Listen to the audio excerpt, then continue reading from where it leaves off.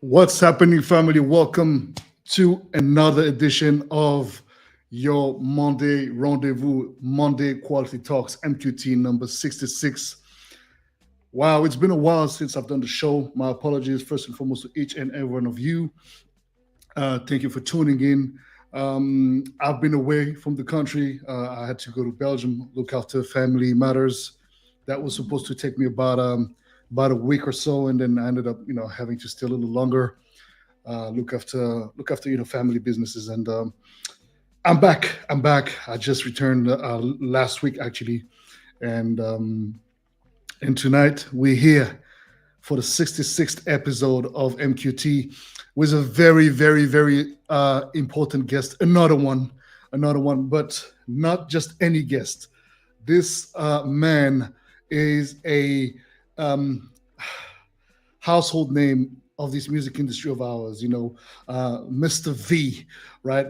Going by the name of Victor Font, Lower East Side, New York, house music DJ, producer, vocalist, a pioneer in so many ways, a man who has worked closely with the masters at work before, taking his own journey with Soul Channel Music together with Alex Alvarez, and then eventually, taking that solo and expanding it to where it has come this day.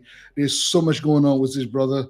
I see very rare occasions where we hear his voice, where we hear his knowledge. And tonight is the night I want to bring brother V to the forefront of MQT, because also we're going to be telling you about this story. But we met him and I at the very premises of my career, very, very beginning. I was just getting started when Alton Miller took me under his wing as my mentor, and then V really played a strong mentoring role as well, and allowed me to get introduced in a majestic way to the industry. And we'll talk about that. Obviously, there's so much we're going to talk about. But without further ado, let me welcome each and every one of you before I bring Mr. V on. Brian Smith, what's going on? Welcome indeed. Dana Marie Dunningham, thank you for tuning in. La Milliardaire, comment ça va? Rosahem, what it do? Brian Burnside, good to see you, King. Queens and Kings, please don't forget to subscribe to the channel. Make sure you show some love as well with the like buttons. Press that like button. Also, you can donate through the chat, using the super chat or the PayPal, whatever you feel more comfortable with. Support your artist. And make sure you go check out my good brother, Mr. V, online on Instagram, whom I've added his Instagram in the description section of this video. Without further ado, Mr. V is here. Brother V. What's up? What's up, everyone? Hello, everyone. Blessings to all. Bless. I hope the introduction was all right.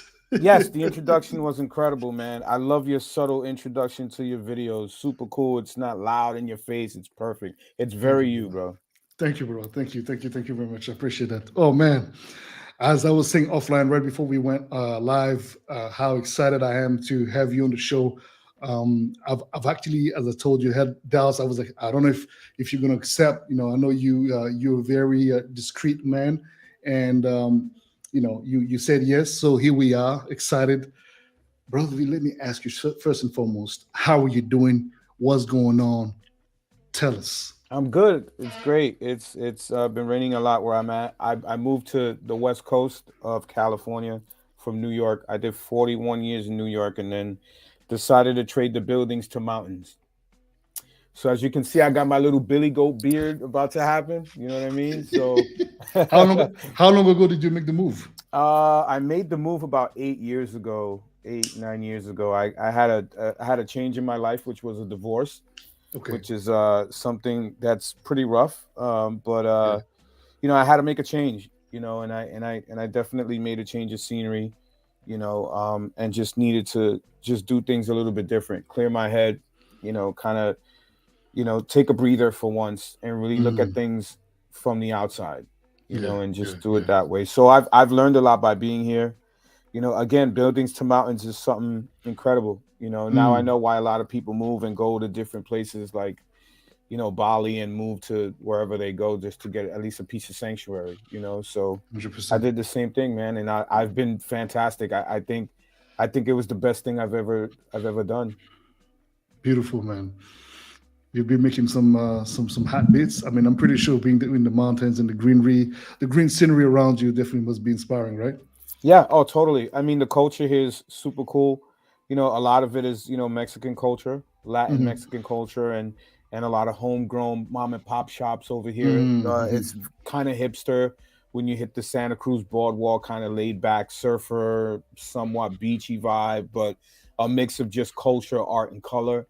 So it's it's kind of like, again, it's from buildings to mountains and to beaches and just easy, not easy living because it's super expensive over here, but at the same time, I could drive up 45 minutes, Bodhi, and then just chill at a beach on Carmel with nobody on it and sit there That's with a beautiful, man. with a with the cooler and just watch waves go by and watch people go by, watch dogs run without leashes, just super chill, no one bothering you, Yes, sir. and you got a beach all to yourself, man. So Damn, bro. yeah, stuff like that. That you just chill. You go to a nice little restaurant that's owned by somebody who's Italian, who's like 60 something years old, still cooking with old utensils, and the food is just incredible. And it's just stuff like that that I love. Being in stuff that's not really in today. Everything is veggie now. I've become somewhat vegan.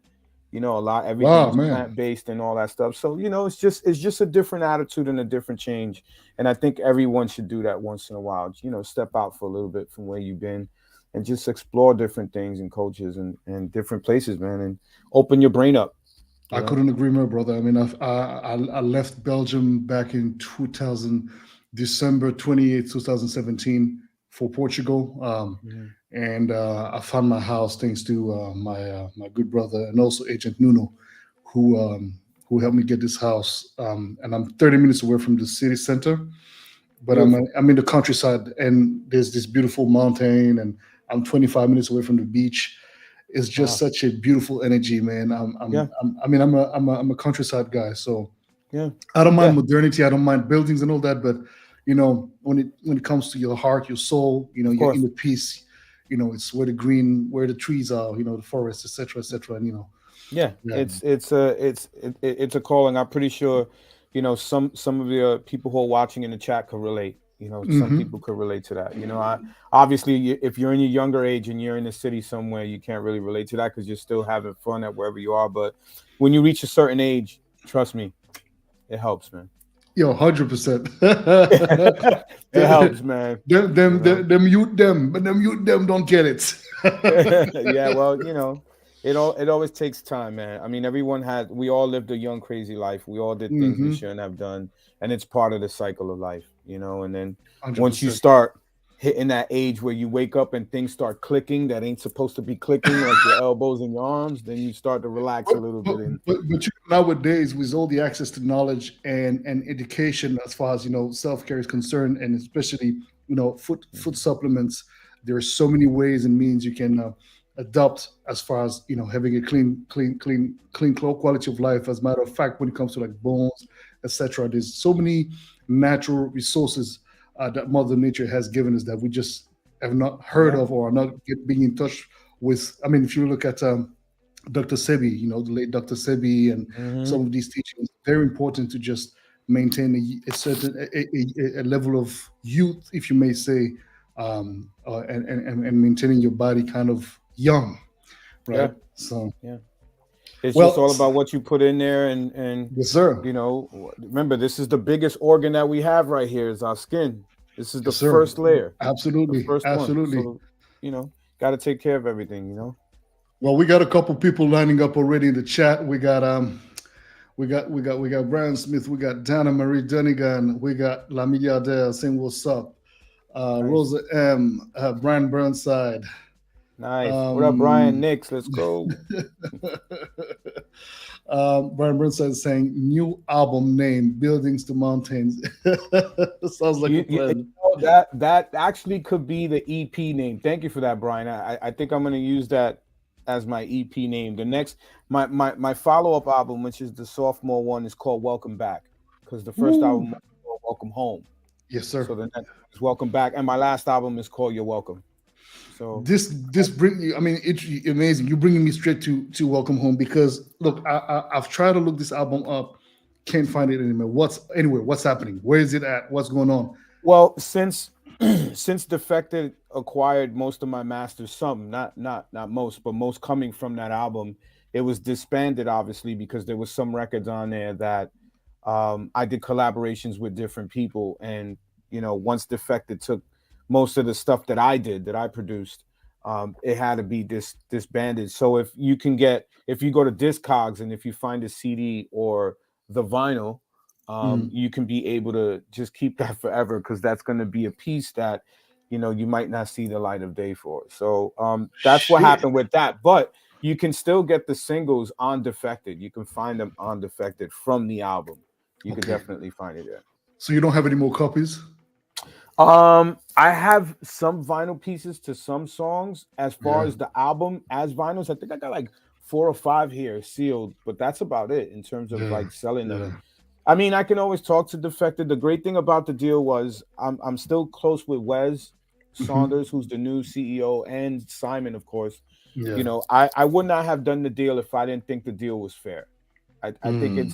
it's a little crazy that a lot of people tell me, and they tell me straight up, they're like, man, how could you sell your masters to them? I was like, well, the deal was good, and it arrived at a time when I wasn't doing so well in terms of what was going on in my personal life. I feel you. So I feel you. And not I many try people not are vocal about this. So hats off to you for being yeah, transparent about that. look, I try not to be negative about my situations, and in terms of my masters, I knew giving it to Simon and Defected would work well. I'd rather have done that than give it to a label that I know would not have been pushing me as much as they have been pushing me. I'm Yeah. super Hmm. grateful for it. I have no regrets with the decision I make because at the end of the day, I know what I'm capable of and Hmm. I know what I Hmm. can do. And I know that what I've gave them to me is just my beginning parts. Remember, Mm. Jay-Z's first album is a classic, but he followed up with another classic and another classic and another. So there's more coming. This is just the beginning. So I only lost, and I didn't even lose anything. So let me take that back. But my first tracing steps is at a label that's going to continue to thrive even long before I'm gone. So I'm happy that Mm. my catalog at least is on there, and you Hmm. can still have access to it instead of it being where I'm fighting for my masters to even exist. I Knock on see. wood, De La Soul is a perfect example of that, of what they Mm. had to deal with just to get their masters back, and finally it's out for the world to hear. So, I'm super cool with it. Um, I'm happy where it's at, and I'm looking forward to my second album and my third, and then of course the EPs that I'm doing. Man, I just love music.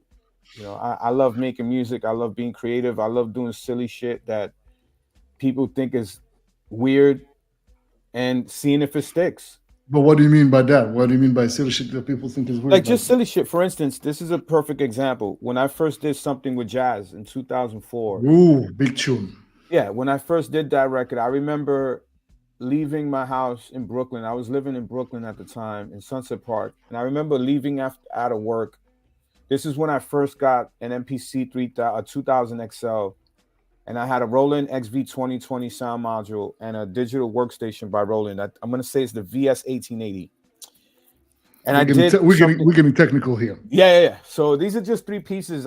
It's on my Instagram if you search through my archives, and I explained my first 3 pieces before I had a computer on what songs I made Just Dance on, Something with Jazz, and all the early records that I did. So I did this record called Something with Jazz. I had the beat, everything was great, and I wanted to rap on it. I was just in love with hip house ever since I was young. And I Hmm. remember when I did it, and I brought it to Alex Alvarez's house because he was a good mix engineer. He was engineering, he was an intern at Bass Hit Studios, which turned out to be MAW Studios. And he was the intern. He was working with Arnold Jarvis one night, and I brought him something with jazz, and I played it for him in what they call the B room, which is like a smaller room, Bodhi. When you go to a big studio, they always got a smaller room. So we were in a smaller room, and he heard it. And the first thing he said was, yo, you crazy, this ain't gonna work. This is old. Like this style is dead. Like no one's doing this. Why are you even attempting it? I was like, well, Crazy. it doesn't matter. Like what do you think of it though? He was like, I like it. it's got a vibe to it. I think it's dope, but I don't think this is gonna sell. I was like, well, what do I have to lose? Let's just fucking do it anyway. So he took it to his house in Queens, did something he wasn't supposed to do, which was give it out after he mixed it, and he gave it to DJ Gregory. Gregory then gives it to Bob Sinclair. Bob Sinclair is playing at a gig, I believe, at a venue called Queen in Paris or something like that. Oh yeah, Queen, the Queen, yeah. He plays it three times. The place explodes. Gregory calls Alex the next day and says, "Yo, that shit's a hit." Bob played it 3 times. Alex relays the message to me, laughing and saying, "Yo, this is gonna be big." And I was like, "Is it?" And then he reveals to me that he gave it a promo to Gregory when he wasn't supposed to. So kind of mad and laughing, licking the record without really, right. But it actually helped the record again eventually, I guess. Right. So we already got the first preview of how we thought it was going to be perceived in the club at the fact that Bob Sinclair played it 2 or 3 times at this venue. That night, so we already knew Queens it was is there. The Queen is it's a massive house. I mean, in Paris, like Yeah. I've never really been, so I wouldn't really know. But it turns out that he rocked it that night, and then that was when we knew we had something. Damn, brother. Yeah. This is why, Boddhi. This is why I always tell young producers, keep putting your stuff out there. Just 100%. Do it from your heart and throw it out there. And if it sticks, it sticks. If it don't, move on. Don't keep your art to yourself. You're only gonna it only hurts you by just keeping what you think is gonna work and what's not gonna work, because then you start fighting with yourself every time you create something, and it should never be that way. Let the people determine how good your music is. Always. And they might not like it, and that's okay. It's all right. Yeah. I mean, but there's always gonna be somebody who's gonna love a record you put out. It might not be the mass, it might not be this or that, but interesting, man. So you've done several hits in the game. We can clearly qualify you as a hit maker in this house music industry. You've dropped records, as you just said. Something with Jazz, The Bump, put your drink, put your drink down. Put your drink down. Obviously, Just Dance. I mean, whenever you drop that record, everybody just like, gets on the floor, baby powder left and right. It goes crazy. But any of your records being dropped on a dance floor, that Deep Inside hard drive remix you did, I mean, that edit, but everything you fucking do is crazy. And that's one of the most amazing things about you. You've managed to be commercial without being commercial. You've managed to be mainstream without being mainstream, at least mainstream according to our standards in the house music scene, right? The soulful house music scene, I would even say. What would you say are those numbers as far as, if you compound them through the years, what kind of, if we're looking at them in terms of streams nowadays, what would a record like Just Dance be from the moment it became a hit to now? Man, I don't know. That's such a great question. It's a great question because we're in a whole different era. We're in an era where allegedly numbers matter, streaming numbers matter, but we're also in a world filled with AI and bots where they can manipulate what numbers look like and portray this vision of someone being successful because of numbers that were shown on social media when it's not dictating what you're hearing when you go out. If it don't match what you hear when you go out, then how do the numbers match? If you're not hearing, for instance, if there's a record that's doing 50,000 or 60,000 streams, but you hear it often wherever you go, then that's understandable. When you get a record that's doing 20 million streams, or it's the #1 YouTube stream music video or whatever, but you're not hearing it everywhere you go, you start to question everything that's put in front of you. For the viewers that are watching and don't know, there are click bots, there are bot farms, there are things where for sure. You can pay, and there are just giant phones everywhere, and they're just clicking machines, and that's all they do all day, every day, 7 days a week, 24 hours a day. So I don't look at numbers. I try not to, again, worry about numbers and what they represent. I just try to make I just try to make music that I want people to remember. And that's all I want to do, man. Is just make people Mm. feel good and make sure they remember it. And the way I test my music too, Bodhi, this is a secret. And I always tell Mm-hmm. people the way I test my music is on kids, man.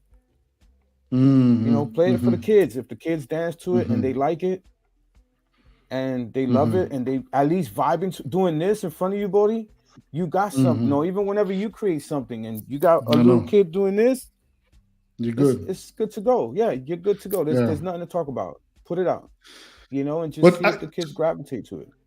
which I agree with you. But to circle back to what you were just saying about the numbers, farm boats aside, right? I do Mm-hmm. believe, and I've seen it. Um, uh, your argument does that can get contradicted because I do believe that there are records that do well online through the Mm-hmm. streaming realm of things, just because um, some records just won't necessarily get to the clubs or necessarily nowadays was the amount of music that's being dropped. Um, Even though I do agree with you that you have to distinguish, between what is real, what is fake, and it's extremely hard. Mm-hmm. But I still believe that when people say, "Oh, it's super hard to make a living from streamings," I tend to agree. If your modus operandi is, "I'm going to release a record every other month," in my case, I solved that issue by releasing first once a month, then twice a month, then Mm-hmm. three times a month, then every week, literally, pretty much. Which at first I got a lot of hit for. I was called so many different kind of names, but people around me, Wow, I didn't know yeah, that. yeah, yeah, Wow, yeah, yeah, because people, wow. Mm. a lot of the underground. This is why I came out of the whole underground conversation because I'm just like, look, underground is no longer underground. I mean, it stopped being the underground a long time ago. I would say mid 2000s or something. I start seeing kids, anyone going to underground parties with super trendy looks, and like underground for me was just a t-shirt, a pair of jeans, or pants, basic fucking sneakers, and Yeah, people getting fucking sweaty, yeah, and and dancing and and not dancing, on their phones. Yeah, and not on their and not on their phones. phones. Yeah, Underground now is like, yeah, people still do that, but it's a bit more fancy, which I have nothing against. right. But I would have to say that underground has flavored itself a little bit nowadays, Mm-hmm. right? So, and nothing wrong with that. But I think that obviously my way of functioning is not for everybody, but I do have a consumer,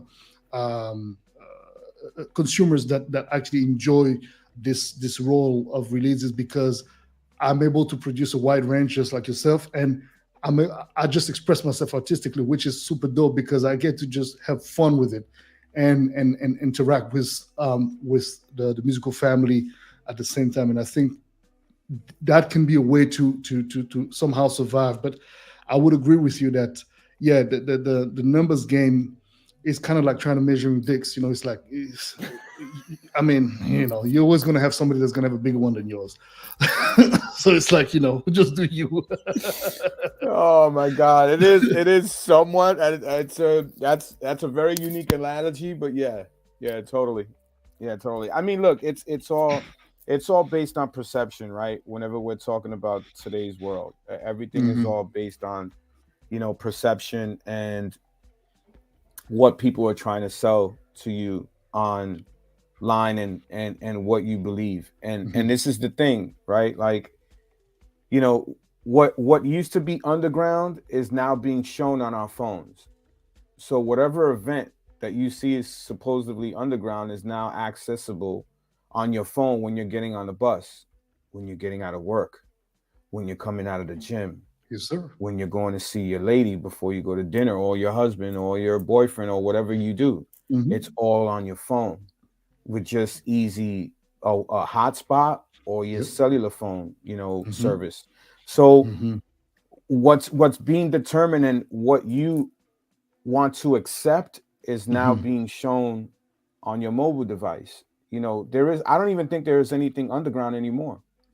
I mean, I've been to events where I've seen people just go there because they saw it on Instagram and thought it was cool, but don't have no clue on what is actually happening, Yeah. what type of That's music they're yeah. listening to. But That's they're one of just, the issues. Yeah. yeah, it's another thing that's coming in. And I'm listen, at the end of the day,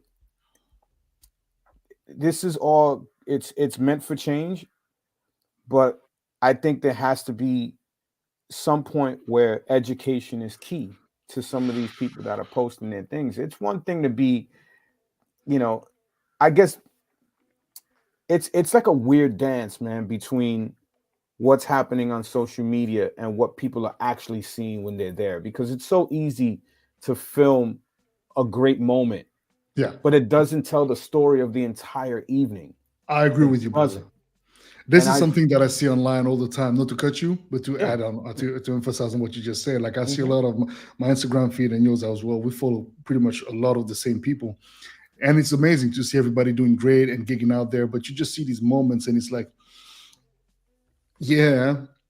Then you go see some of them, and you're like, oh, okay, the storytelling was not exactly what I had thought. I was Hmm. expecting, because even you get drawn into this rush, right? Oh shit, Yeah. that record is crazy. Yes, it's crazy, but how did the person tell the story, and how is the person going to tell the story after that record in the set is also super important. And you tend to realize even that now some of the new generation, right, of DJs are able to access much more sounds than we were able to access back in the days. Because I mean, and you even before me, because I came, Hmm. a little bit after you, and it's like um, uh, the records were not that easily accessible. I mean, you had to go to a record shop, eventually see Yeah. if they sold CDs, because or that specific vinyl, which if you don't know and you don't have a turntable, well, then yeah, here you are. And it's like now, as you said, you have access to it Yeah, it's a lot instantly. more easier to make. Yeah, it But is. at the same It's a lot. time, it's not Hmm. necessarily a lot more easier to mix, and it's definitely not a lot more easier to tell the story. Because I've seen the other day some people tell me that, oh man, I don't really know how to do this set. Uh, so they go online, they try to search different the way people literally download like your top 10 on tracks also whatnot, and they'll just try to mix that up. It's like, yeah, but where's the authenticity? You're sounding like Mr.V.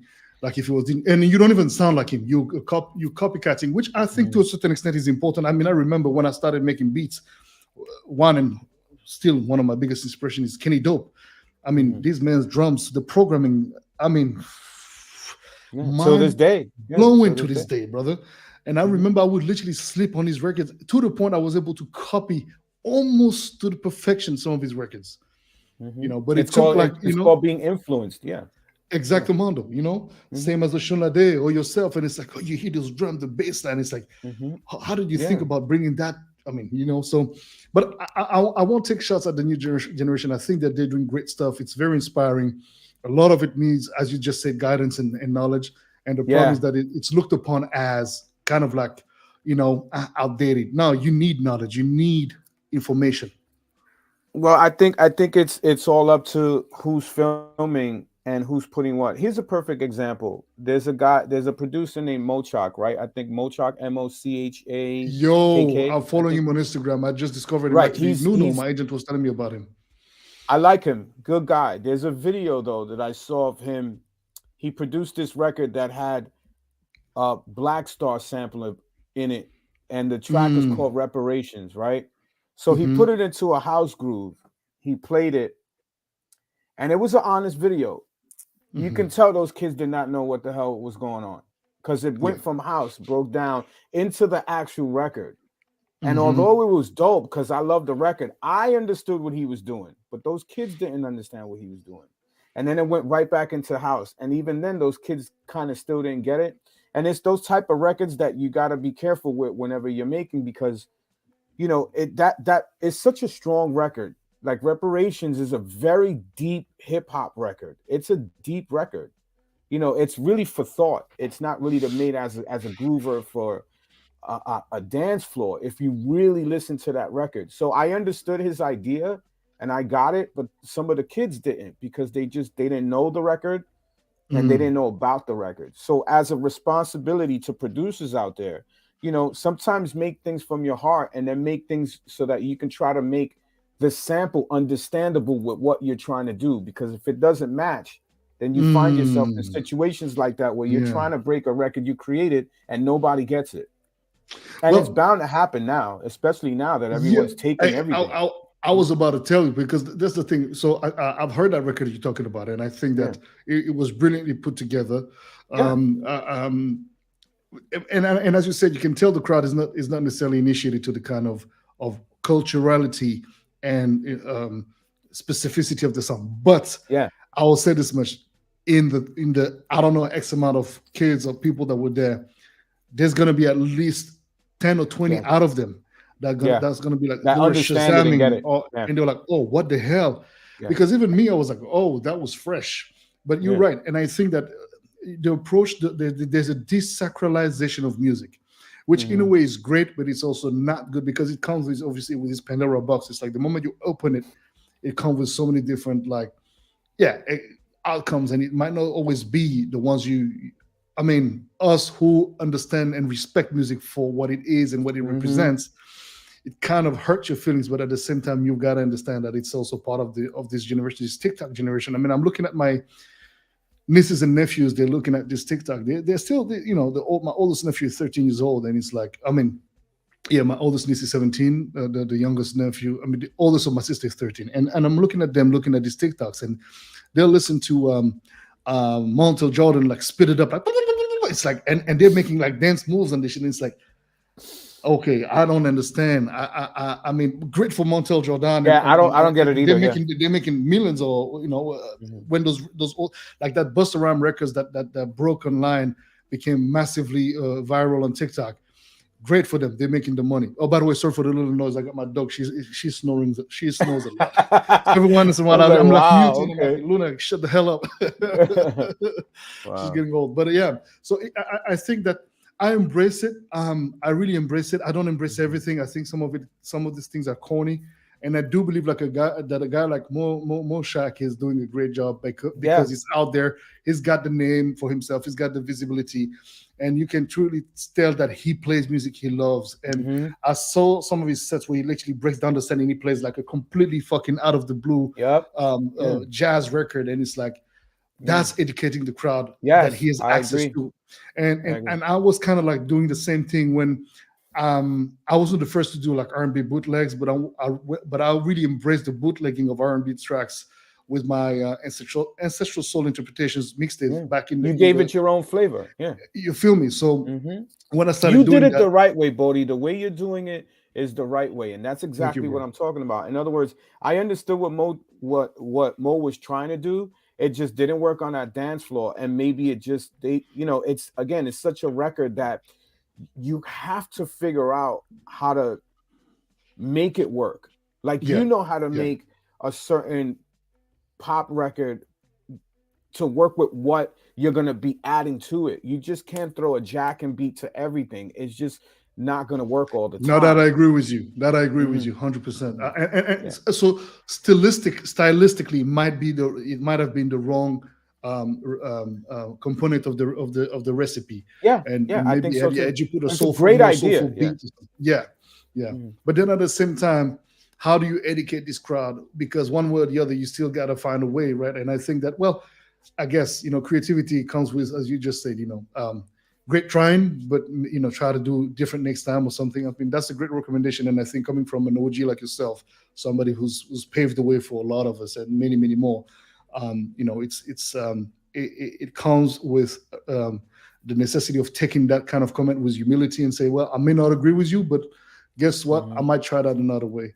And talking about that, when you so you grew up in the 80s, you were able to, as you just said earlier, get in the studio with some of the most remarkable household names, such as obviously Masters at Work, Arnold Jarvis, you mentioned earlier. You kind of like were part of a lot of things. Tell us some, you got any stories that you can share that you were like, oh man, one of those like aha moment, like what did I just witness?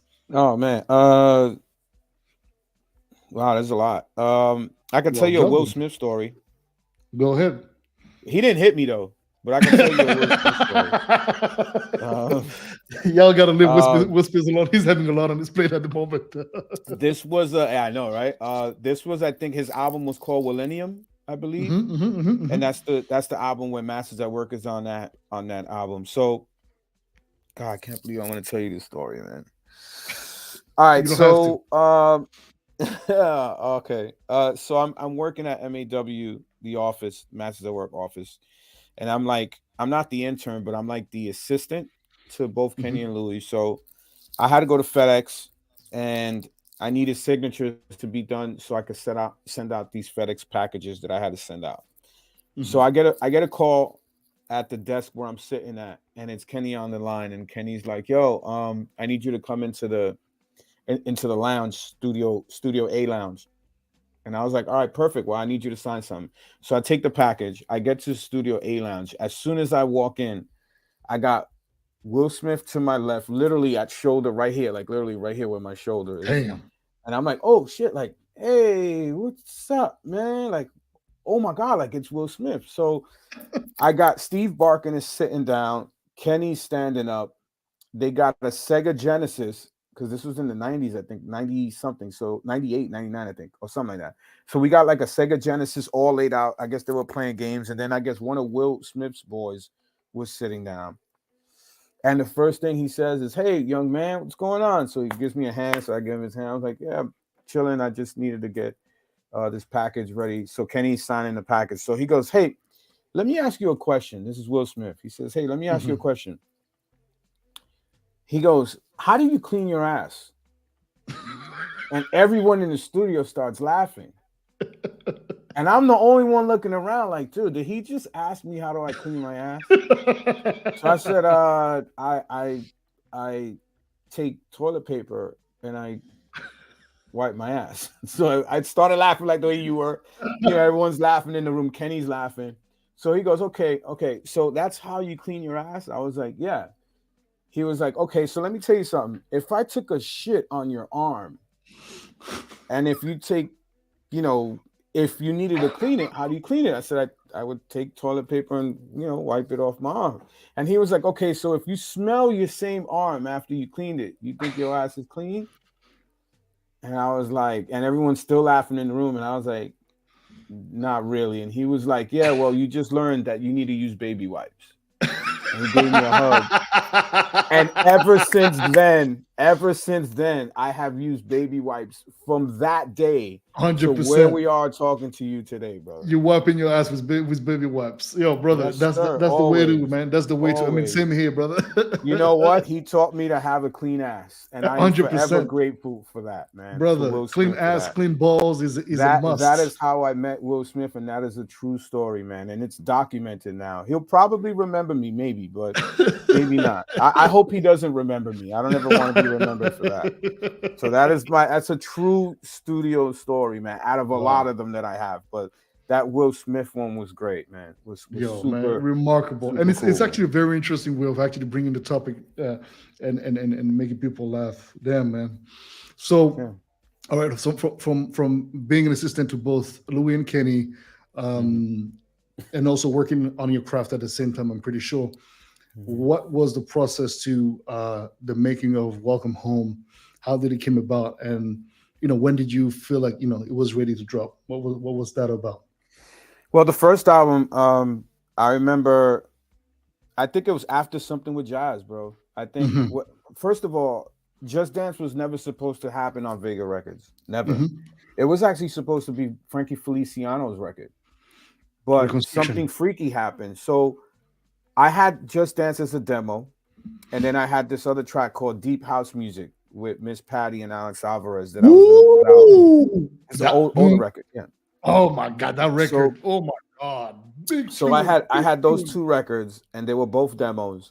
And I remember Frankie Feliciano was like pressuring me to do something because I already had my first EP out on my label, and then he wanted to get something for his label. And then, of course, I worked for Louis, so Louis is like, "Yo, you got to give me stuff since I'm hearing that all your stuff is good. I need to hear what you're doing." So I was like, "Okay, cool." So I did Just Dance, and I had Deep House Music, and I felt not too much pressure, but I felt like I owed it to Frankie to just give him whatever I had done already, and that was complete and finished and mastered, which was deep house music. So I gave it to Frankie, and Frankie said yes, and he ran with it, and he put it out. He did his own mix. It came out on Reconstruction label. Yes, and then comes Miami Winter Music Conference 2000, I'm gonna say 4 or 5, and Just Dance is in demo form. Right before that, because obviously at that time, myself and Alex, we were starting to rise up in the ranks with Frank Roger and everybody. We were all coming out as the 5 Beats, Spinner, all of us.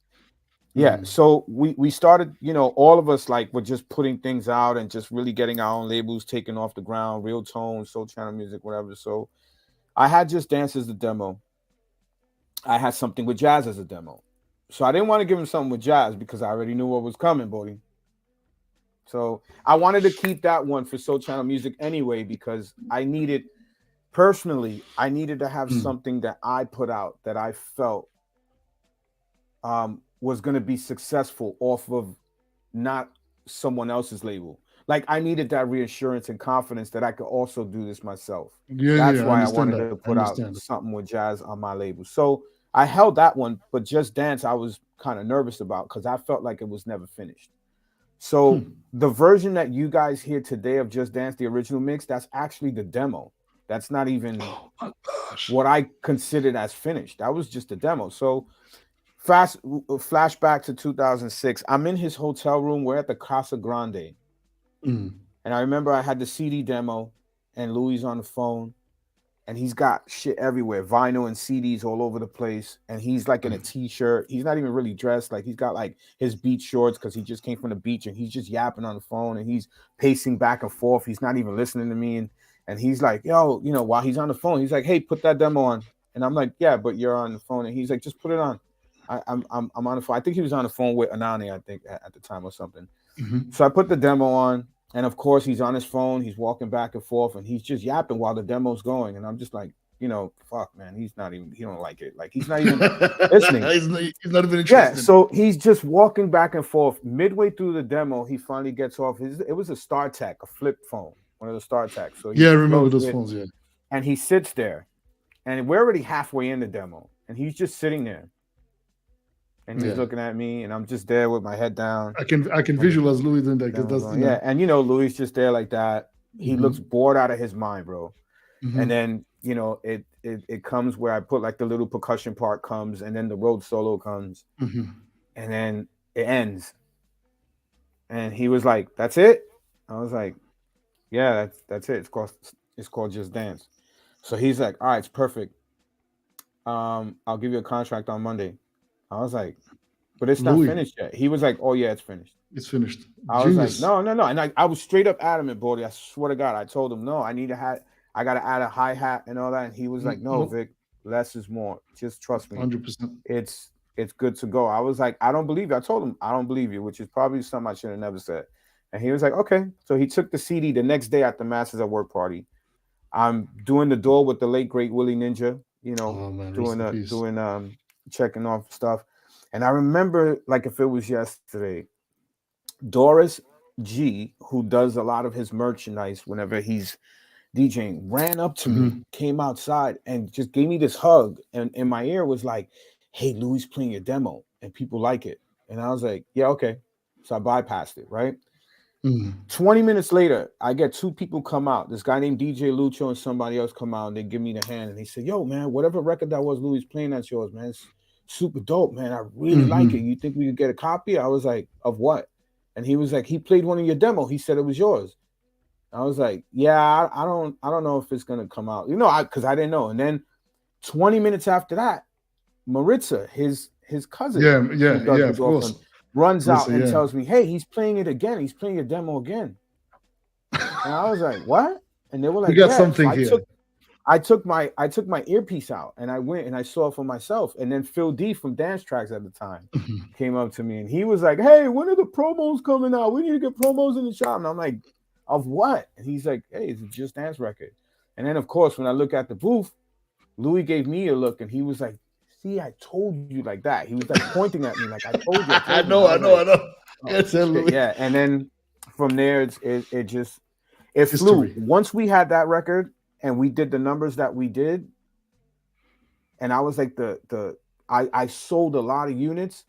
That's when Louis was like, actually, no, it was after V Gets Jazzy. Whenever we went into the studio and he was working with Sarah Devine, and then she did the chorus, and then I went in there fucking around, and I was like, yeah, let's get jazz. And he was like, oh shit, let's just go in there. We did that in one take, one day on Staten Island, and then from that release, he was like, okay, we got to do an album. 100%. And then I was like, Vision. oh, okay. And then I just went home, and I started thinking about how I wanted my album to look, sound, and feel, and the concept. And then I told him the concept. He liked it. We did everything. We had all the songs. Everything was done. And then Put Your Drink Down came about in a funny way. You know, he that was the last record that we had to do. And I remember he put me under so much pressure that to not even make that record, because we made that record ironically in the most silliest, weirdest, funniest way. Louis tells me he paid for Sony Studios in Midtown Manhattan, and this was a studio, Boddhi, that was, I think, charging $75 to $85 an hour. It was expensive. It was a lot. So he wanted a top-notch studio, and he tells me, "Hey, look," and this is typical Louis. He'll tell you things a day before something's supposed to happen. He won't give you a week. He won't give you a week. He likes the rush. He won't give you a week. Yeah, he won't give you a week. He won't give you 3 days. He won't give you 2 days. He'll give you at least a day. Yeah. To get something going so that the next day you guys could do something. So that's what he does. So he tells me he rents out Sony Studios. He says, yo, you know, I need you to finish this last track and we're ready to go. Do you have something? I said, no, but let me think about it. You're giving me one night, so let me think of the idea. He goes, all right, but you better have something, Vic, because I'm already paying a lot. Meet me at the studio at 6 p.m., blah, blah, blah, street, Sony Studios, blah, blah. I was like, wow, Sony Studios. He's like, yeah, and just to let you know, it's $85 an hour. So you need to hurry up and get here and don't get stuck in traffic. So I'm like, all right, cool. So the whole night I'm under pressure. And I always tell myself I like being under pressure because sometimes something, you know, works for me. 100%. It wasn't true that night. It was the first time I ever caught writer's block, ever. Oof. I couldn't think of anything. I was in my studio from I'm going to say from 7 o'clock to like 1 a.m. And I'm only going to say that because there was a Knicks game on that day. And I stopped going to the studio because I want to watch the game. And when I went back into the studio, I couldn't think of anything because the team lost and I wasn't in the right frame of mind. Yeah. Midnight comes, my lady goes to sleep, her son goes to sleep. It's all quiet in my house. And I'm up at 2 a.m. trying to figure out. I'm not on my computer. I'm just watching TV saying, what the hell am I going to do tomorrow? I think I'm going to lose this thing. Louis is going to be furious. This man's going to be paying all this money, and it's probably going to come out of my royalties or my advance. That's the first thing I thought. So as I'm scrolling through my TV, I hit this network called Cartoon Network. I don't know if you guys got it over there. Of course, we have it. Yeah, pretty much. So there was an episode of Bugs Bunny where there are these two guys on an island, and Bugs Bunny's on an island, and they're trying to eat him because they were stuck on an island, and they did this conga dance. This doom, doom, doom, doom, doom, doom, doom, doom. So I laughed at that whole episode. Yeah, and I fell asleep in the living room. I wake up at noon the next day. I get a phone call from Louis. He's like, yo, you got anything? I said, no, I don't, but trust me, when I get there, I will. He's already pissed. No, I don't like this. I don't work like this. I like to work with people who at least have a skeleton, something. I said, no, I don't have it, but trust me, when we get there, I have this idea. So immediately, Boddhi, I said to myself, I got to take that riff of the Bugs Bunny thing because that's all that kept running through my head. And I knew it was crazy to even think and go in the studio to do that because that is the most insane thing you can do to a professional producer or remixer is to come up with something that's from fucking Bugs Bunny. They'll look at you and laugh at you. So I get in my car, 6 o'clock. I arrive at Sony Studios. I get in the place. It's packed.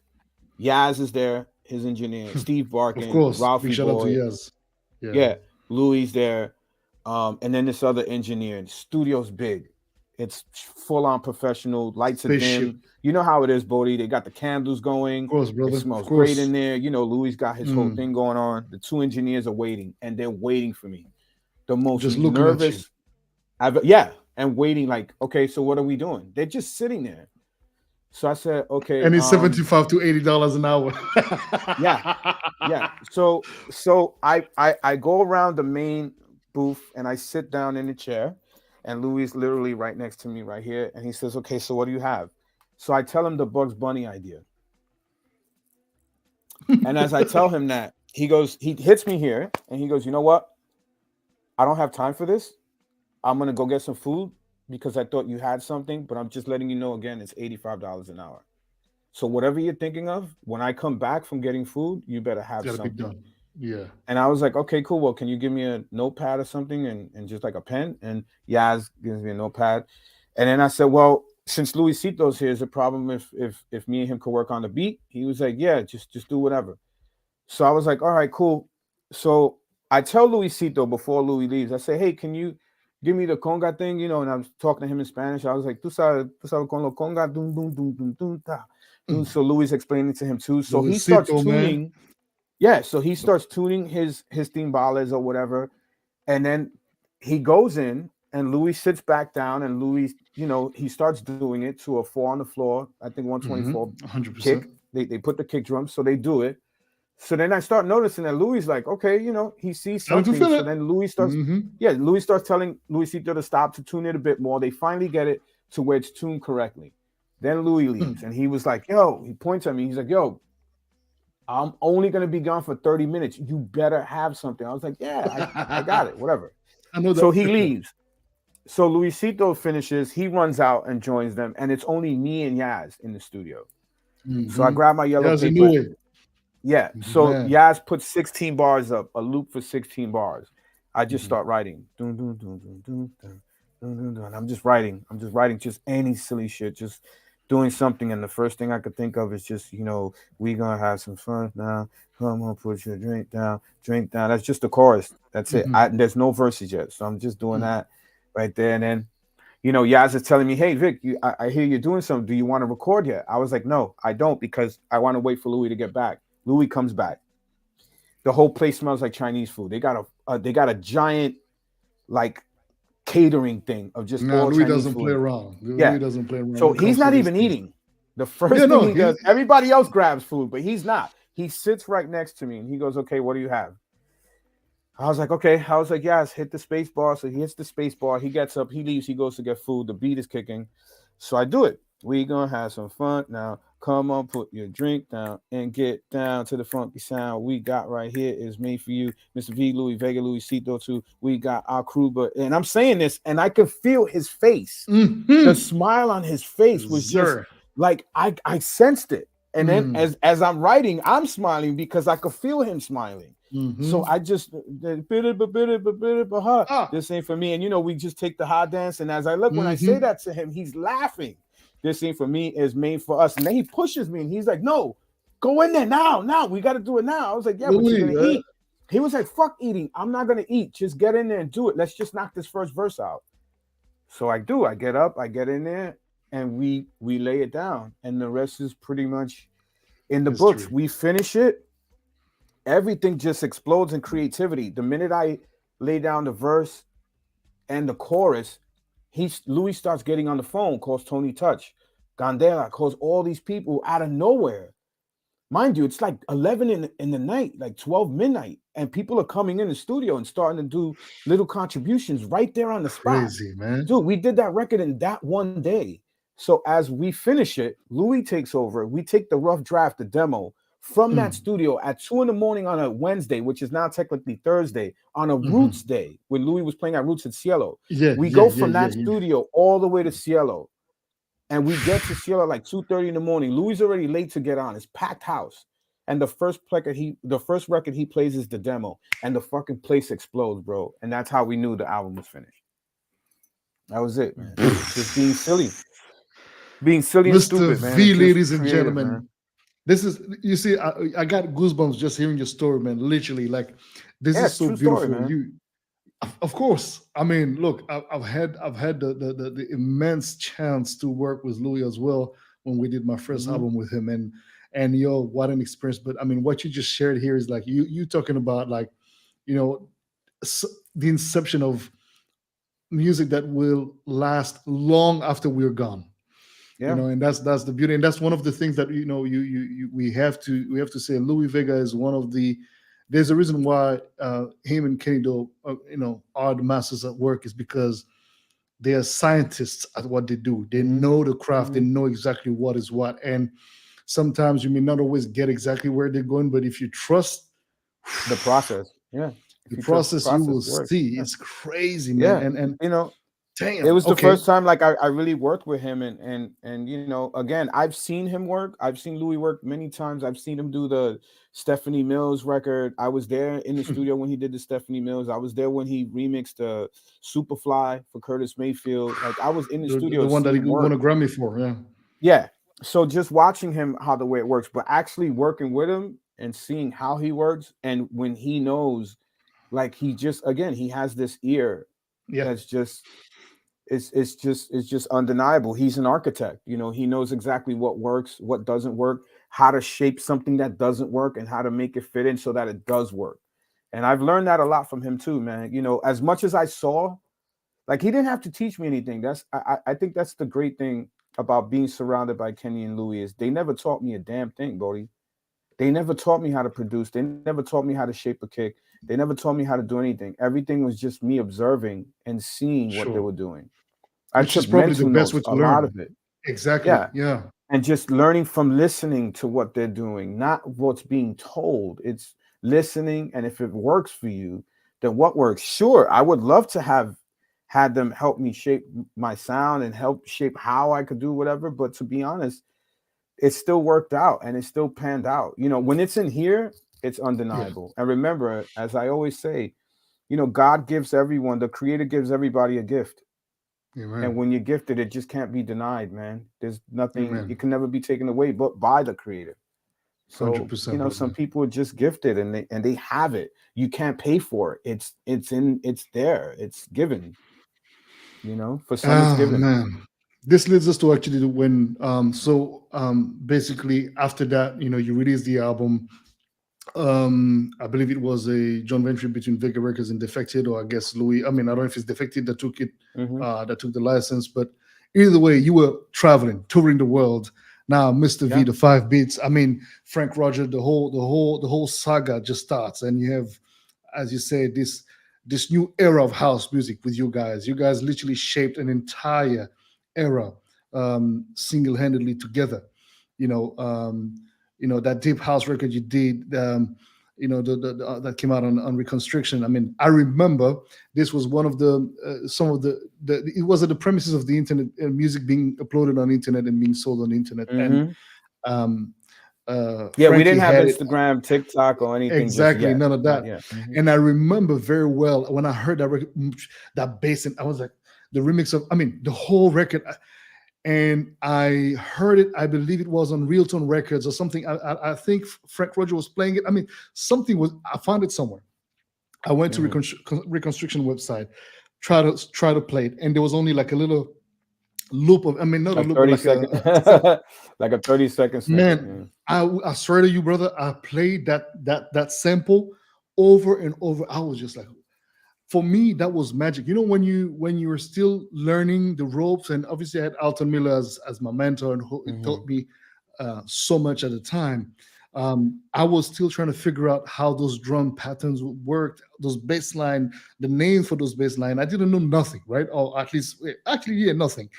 So for me, that was just pure magic in a sonic form. And these are some of the sounds that literally just took my spirit to the next level. And so at the time, I'm in Belgium, Brussels. So I moved from Central African Republic, living in Brussels. Mr. V is booked by my good friend Sedina, a living room. I remember very well that night.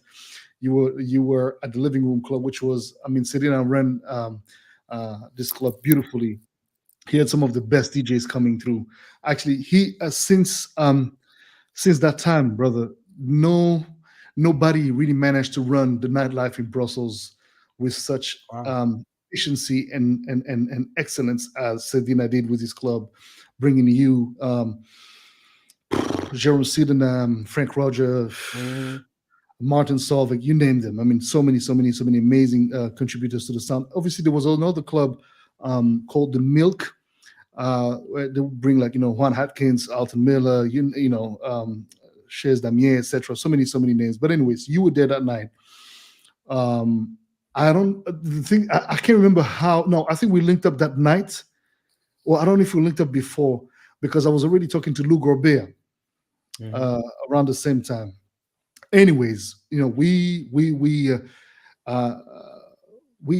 bonded that night. We had great conversations, and you were full of advices, and eventually, I think I did a couple of weeks after that. I did a bootleg of V. The Revolution is now will be televised or Born something. The Again. track It was Born Again. with Jill Scott on the record, and I send it to you, and you're like, "Oh, Bodhi, send me the parts. I'm gonna do a little something." And bro, you just took that record, mixed it down, added your flavor to it, and uh, um, um, I believe you were the first introduction for me to Louis. You've opened that door for me, where so many people in your position would have actually not do that, would have maintained that door closed, and Which I think is crazy.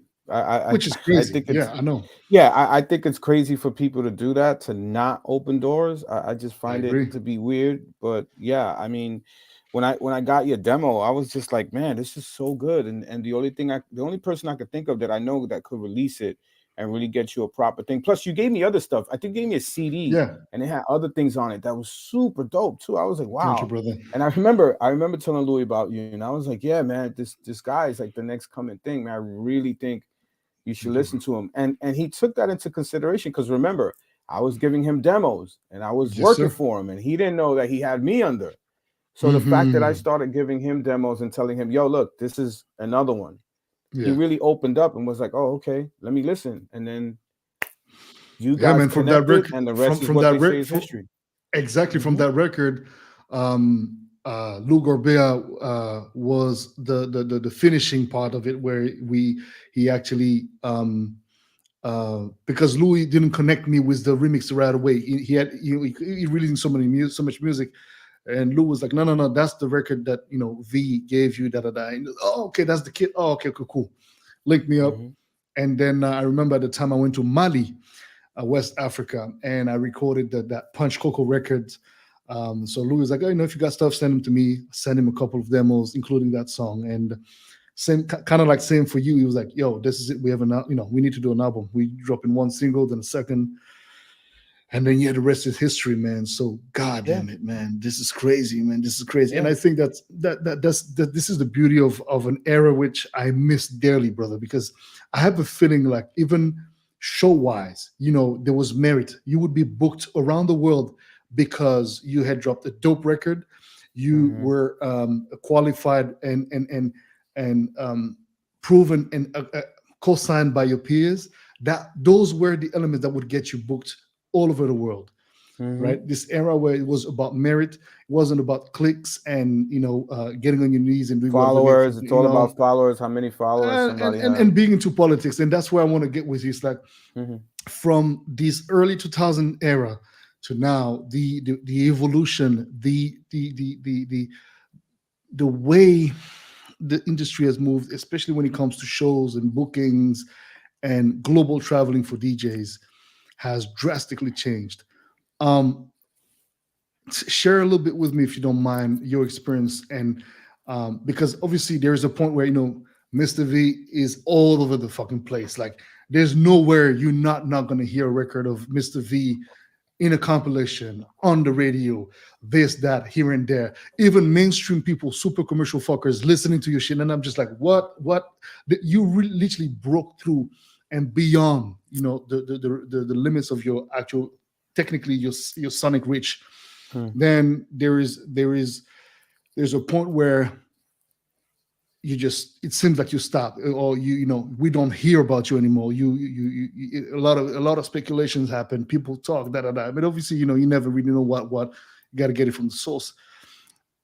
Where do you see that the industry, and when do you see the industry changing, and do you feel like you stop identifying with it, or I mean, get me through that process, the whole phase of like hitting stratosphere, we say, and then having this moment where it's like, okay, people stop talking about you or less, because I personally have experienced it, and many other people will, Boddhi, and that's my biggest fear with this generation is that there's always that silence that comes. yes, sir. There is I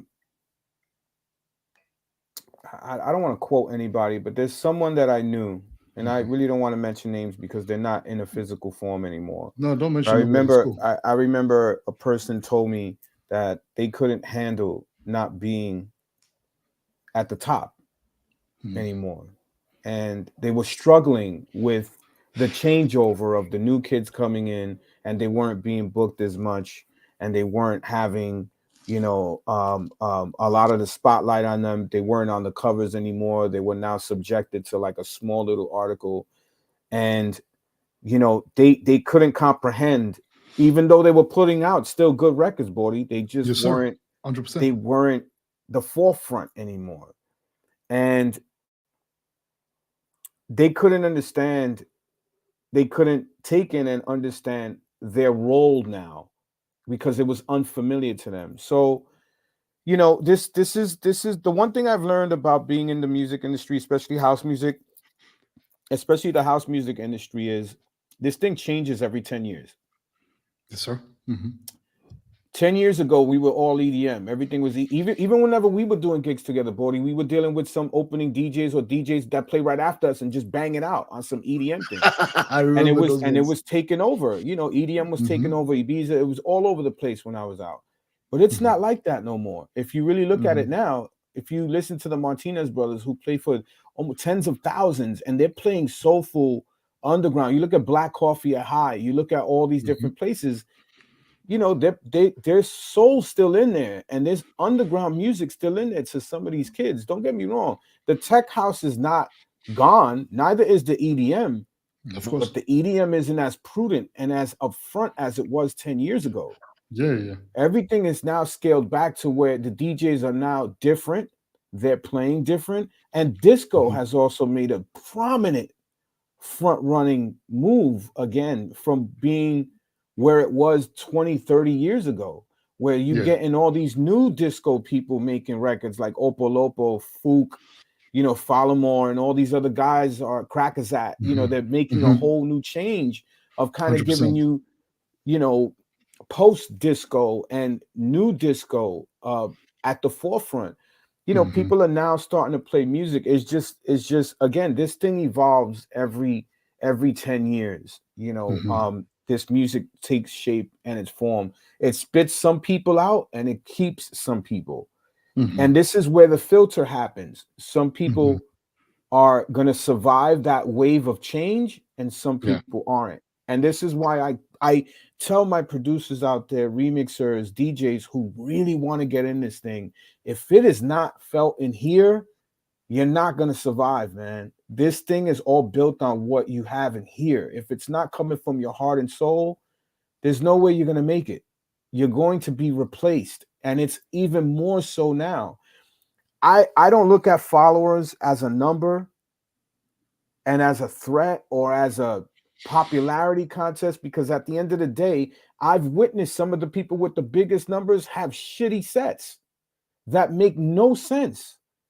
But they're popular because of the 1 or 2 or 6 or 10 videos that show a specific clip of them rocking out a record and the place is going crazy. But again, it doesn't dictate the overall thing of the night. This is not a hate thing. It's not. Of course not. It's not. It's a fact. I've seen it personally up front and forward. And remember, and I'm only saying this because I come from an era where I've seen DJs rock a dance floor for 6 hours and have people losing their shit for 6 hours straight. Doing that shit for a long period of time and at the same time educating people and not, doing the most for just that 1 or 2 minutes or having someone ready to get that golden shot so that they can get the next gig because they got that golden shot and that's what it is. It always not shocks me or surprises me, but it just goes to show, like I said, every 10 years, this thing changes. And this is why I don't worry about my status or where I'm going to be put in, or the fact that I don't gig as much, because at the end of the day, I know what I do. I know the quality I bring, and I'm doing fine. If anything, I'm doing great. When I can't gig, I'm in the lab. And when I'm in the lab, I'm either writing or producing something next. And all I'm doing is stacking weapons and stacking music. So at the end of the day, when you have it in here, you'll never lose. Again, the old saying is, you've had certain people who only had certain followers, but when they passed, they wound up getting millions and millions, and their stories, one of the biggest stories you ever hear. So I try to tell the producers these days is not pay attention to numbers, but pay attention to the quality of music that you're putting out there, because it's going to take you far. Look at Crackerzat. The dude just came out maybe 2-3 years ago. Every record he's putting out is a banger. It's a banger. You look at some of the new Koflo is another one on the rise. I see it. I see Koflo. He's from here. He's from Oakland. And he's literally, I see him climbing. Ezel, another example, who's been busting his ass, climbing. And they're putting out quality. But Ezel, interestingly, Ezel had a moment. But I think for Ezel, which I need to have him on the show one of these days. But I've seen Ezel I've seen Ezel's, and you have as well, his starts, and then I think every artist at a certain point, and he really started to get the momentum. But I don't know what happens in a lot of artists' life. It's like some can't. I don't know if it's a question of pressure. I don't know what it is, but I would have to ask him that question. But there's indeed so many guys that came up, and guys and gals that came up, and it's like, yo, y'all, you on the radar now. Come on, keep it up, keep it up, and then it's like the machine just gets. Well, I don't want to say the machine. Well, yeah, to me, I don't think it's the machine. I think it could be several factors. I think the fact that people have personal lives, and some people do this as a hobby, can interfere depending on what they have going on in their life. A relationship can interfere with that. I mean, I've been there, and I know how sometimes if you don't have a good balance of things, you can unbalance yourself and really, move away from something that you're really good at. Secondly, I think staying on social media and watching what other people doing is very poisonous to the creative mind. You can't do that. I can't stress that enough to people, that constantly doing this and watching people all day, or swiping and seeing somebody else that you either know or you don't know killing it, and you're saying to yourself, man, how come I don't get that reaction when I play a record? That kills your creative process. Get off your phone, get in the studio, and do what you do best. Send the music out. If someone doesn't like it, put it out yourself. We got Bandcamp. There's no excuses no more. You don't really need, again, no offense of putting out on TrackSource or Beatport, but you don't really need that. Bandcamp is there for a reason. You can start your account today. You can start a SoundCloud. K-Tronada is a perfect example of his success off of SoundCloud. The guy built off his productions and let the people speak. And look at where he is now. The guy's a Grammy winner. I mean, you continue grinding until you need to. I know it's not easy. I know it's hard seeing that you make quality stuff and you're not getting any traction, or major labels ain't picking you up. Maybe stop thinking about how fast you want the success and start thinking about how hard you want to work for that success. Remember, this is a marathon. It's not a race. There's a lot of racers in this business. There's not a lot of marathon runners. Keep your sneakers on. Blinders, horse blinders. Look forward. Don't look left and right. Don't worry about what other people are saying. Fuck what everybody else says. Do what you do. That's always been my motto. It should always be the motto for anybody that wants to create art. Don't worry about what nobody said. If you worry about what other people say, then chances are your artwork is not going to come out good, because you're too worried about what other people think. At the end of the day, don't worry about that. Stay moving forward. These things come and go. Time reveals everything. Always remember that. Tell people drop the motherfucking mic. No, I'm just saying. I love what you're saying, brother. I co-sign everything you said. Boddhi, it breaks my heart. Seriously, it really breaks my heart when I see young producers quit. And Me too. especially when you see them and you know they got the potential, but they're frustrated because they've been in it for a while and they feel like they're not getting nowhere and they quit. It's because they're not making any income. They got to pay rent. They got to do whatever. And I see the frustration and I get it and I understand it. But you know, this is to be honest, there are so many cheat codes that me and you, Bodhi, didn't have.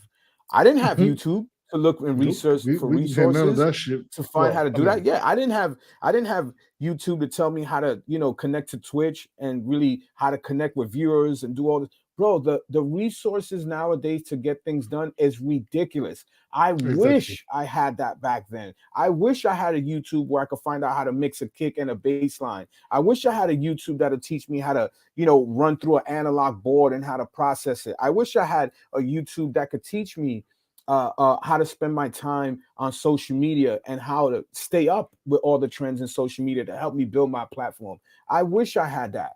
There's no Mhm. excuse nowadays. Everyone has the Mhm. tools to do whatever you need to do, including myself. This is why I don't worry about it. At the end of the day, I focus on what I need to do forward and then I just go at it and then I target that and I get it done. And if that doesn't help, then I just use chat AI and then chat AI does it. Yeah, I mean, exactly that. I mean, I'm gonna add to what you just said. I think, I mean, actually, there's nothing really to be added, but I appreciate your answer, and I appreciate the profound knowledge that you've just provided here, advices that I also give to a lot of people. But I love your perspective on it, because I think that you just say something very powerful here. You see that wave that you ride, and you're aware that everybody tells you, look, those who have your best interest at heart or not will tell you, well, ride it while you can, because it doesn't last.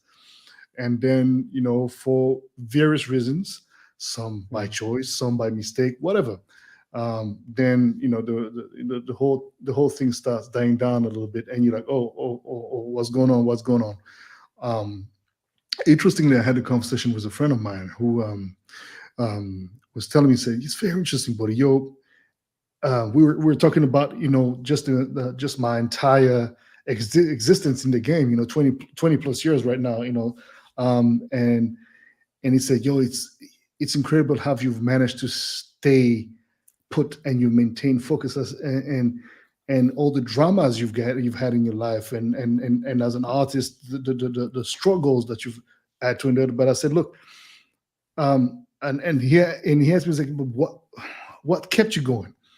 And I just like you said, I realized very early on that I had a calling. Mm-hmm. um, and in 2014, before my father gets induced in a coma and eventually transitions, he asked me, he shares with me something very powerful. He says, you see, I didn't know how proud my father was. I knew he was proud, but African dads, I guess, you they're not necessarily expressive like that. Maybe Latino dads are the same. I don't know, but I mean, black parents, especially black dads, they're not necessarily going to be, especially tough dads like my dad would not necessarily express too much. But at that moment, he said to me, he said, son, you're talented at many things, but if there's one thing you utterly gifted for, is music. And no matter what happens in your life, never stop doing what you do. Mm. I'm profoundly proud of you. And just for that, I when I got through this downtimes with this downtime, which to a certain extent, I guess, I'm still dealing with somehow. We're not necessarily in the circuit of gigs, and obviously people talk about it. So it's like, I believe you and I probably have the quality of not really caring. Like, yeah, I mean, it's a fact. I'm not gigging as much, but Mm. I'm still doing what I do. I'm still in the studio. I'm still in the lab, as you just said. I love the word lab. It's like I'm Mm. still building.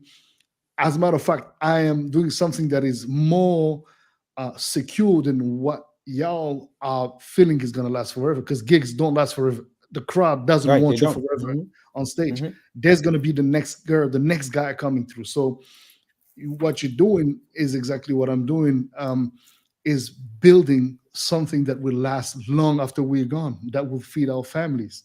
right? It's making that music, is making sure that you take care of your business, and you learn about the business, and you understand that, well, the business is the Mm-hmm. business, the nature of the business. It's a beast. It's going to chew you up and spit you out.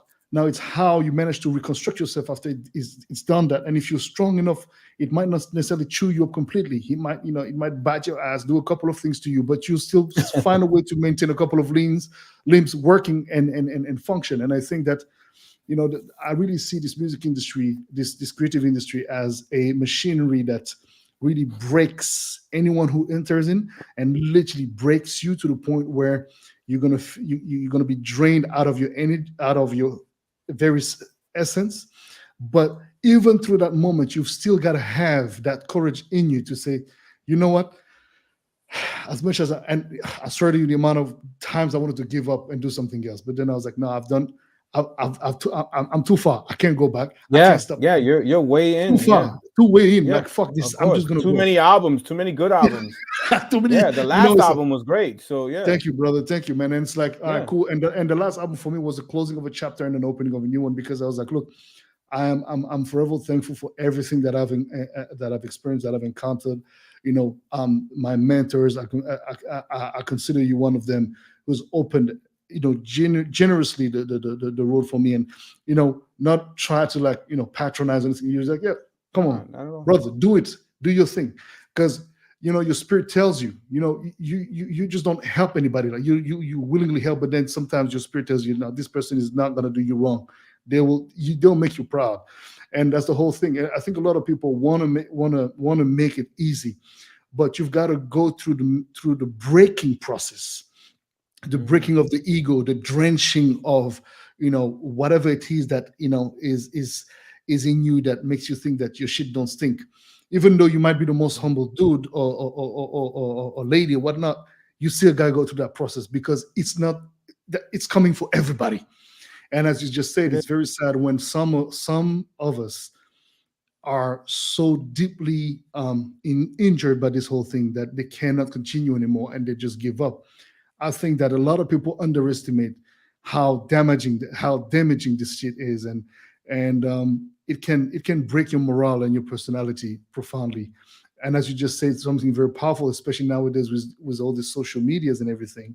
I caught myself doing the same thing. I would see some of my colleagues, and I would see them gigging all the fucking time, and I'd be like, I was like, damn, I didn't care about the records they were playing. I was like, how come I'm not gigging as much, And then you Right. start asking yourself And the you wrong have all this question, stuff out, and yeah, and you and got you're all like, this stuff out, and you're like right, yeah. supposedly the greatest thing, and you're like, oh, boom, here I am, called the legend, this, oh, big pop. And it's like, fuck all. And at a certain point, you literally come to that point where you don't become aggressive, but when if people come to you like, yo, fuck all you talk, man.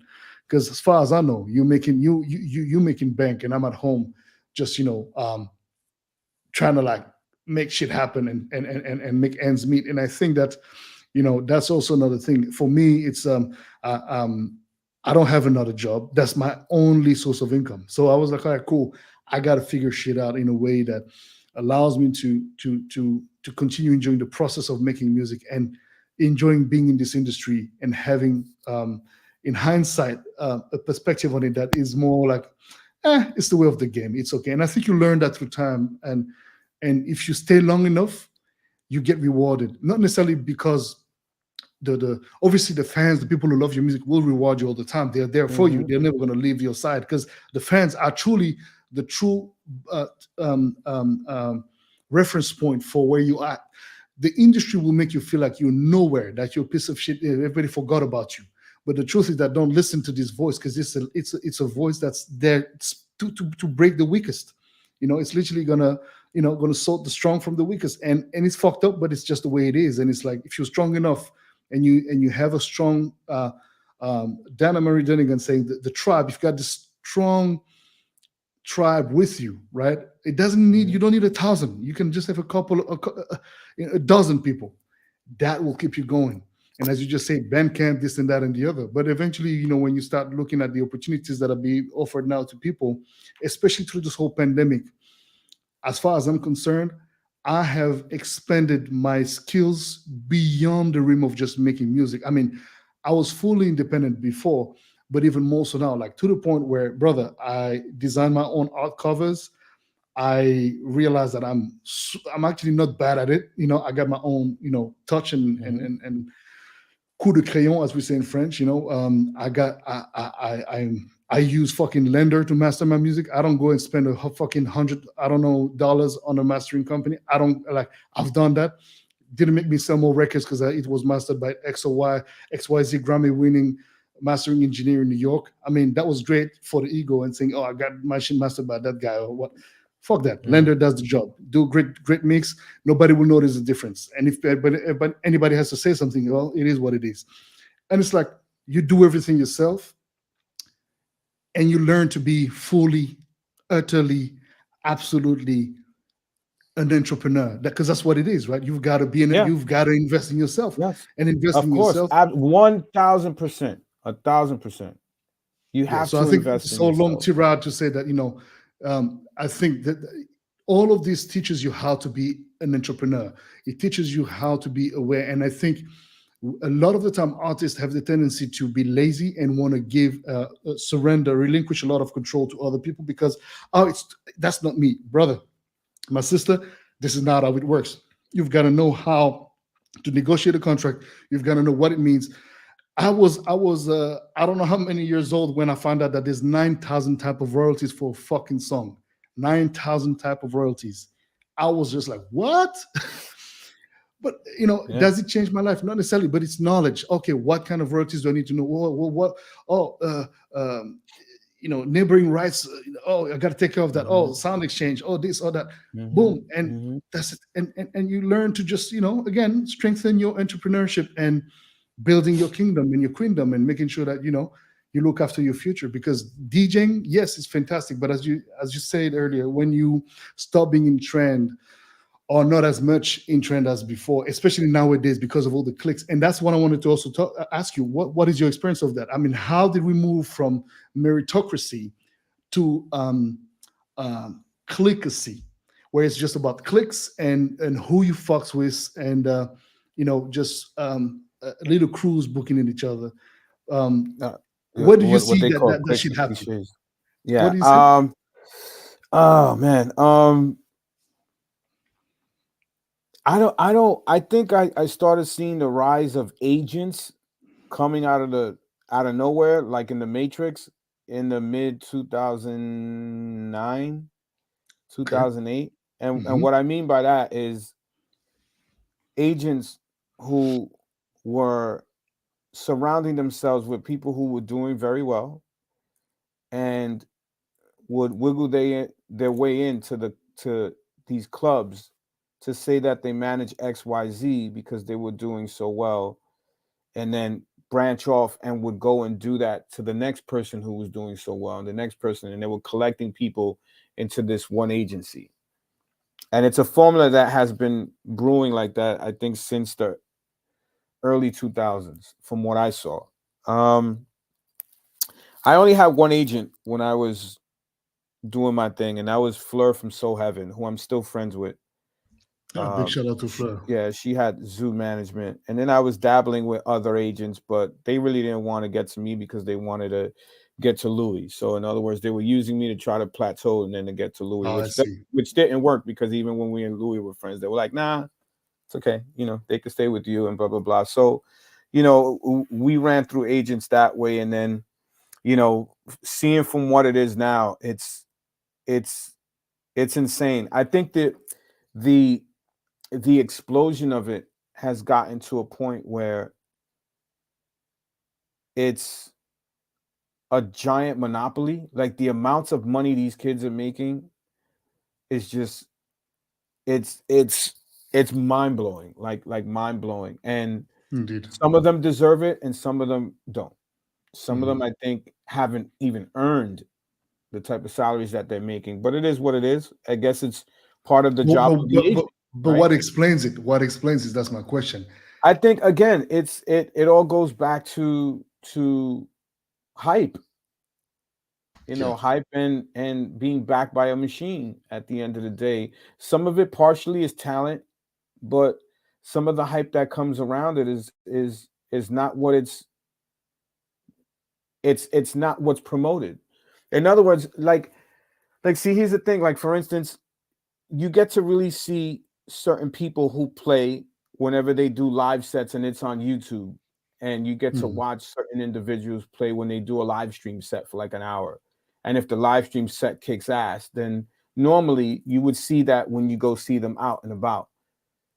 90% of the time, the people that I see that got hype when I see them live don't stack up to what I'm seeing on social media or what I've seen on stream when they're in front of thousands of people. Or it mimics someone else who I know was popular, where they're playing literally the same music that somebody I saw who's as popular or even more.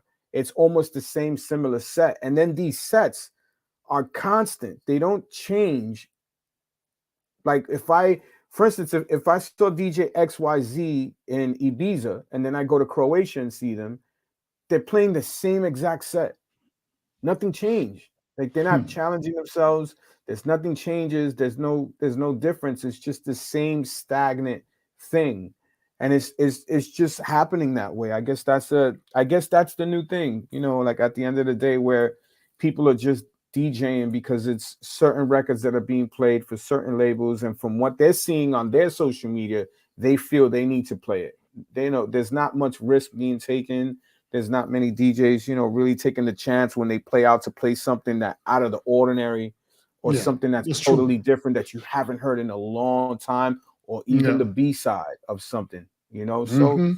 it's this flux of, you know, at the end of the day, it's all about what you want to pay for, you or me, or people who are in the chat, or people who are Hmm. watching this. It's all the decision on you. What do you want to do? Hmm. It's not up to us anymore. At the end of the day, do you really want to go out there and check out this DJ who you saw play on Instagram and then pay to go see them, and then they really didn't, stack up to what you saw on IG? Or do you really want to go experience them and just check them out first and then give them a chance and see them and then hope that they really rock out? Because at the end of the day, a lot of these cats only play an hour, right? 45 minutes. And then at that is normally the same set you saw on Twitch or somewhere else on YouTube, Yeah. where they play Yeah. that somewhere, and it's literally the same music and it's not really different. So, everyone's getting paper, and I think the most important thing right now for people to do is just decide for themselves, man. You know, It's just decide for themselves, man. I mean, we I, got into a I point agree, where but I think go ahead. Go ahead. Sorry. yeah, I'm just saying, like, we got into a point where, you know, um, I don't pay attention to it. It's all hype. I still crate dig. I still go to Juno download. I go to Track Source. I don't pay attention to people's top tens. I go to the Afro House section, which to me in Track Source is always overlooked. Maybe it's Oh, just me. absolutely.